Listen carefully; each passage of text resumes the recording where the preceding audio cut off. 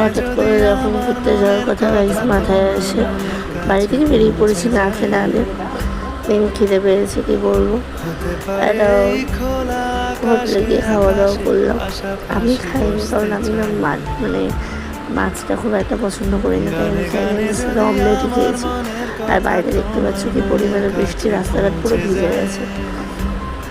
সেই মানে আমাদের ঘোরা গাইস থামবে না, আমরা বৃষ্টিতেও ঘুরবো, কিচ্ছু করার নেই। ঘুরতে ঘুরতে গাইস কি বলবো, জাস্ট মুখটা দেখো পুরো অন্ধকার, মানে হাসতে হাসতে পাগল। প্রায় ভোরবেলা, তাও আমরা ঘুরে যাচ্ছি, মানে বলতে পারে নাইট আউট ঘুরে যাচ্ছি। বাট যাই বলো তাই বলো, দারুণ লাগছে ওয়েদারটা, খুবই সুন্দর একটা সকাল দেন।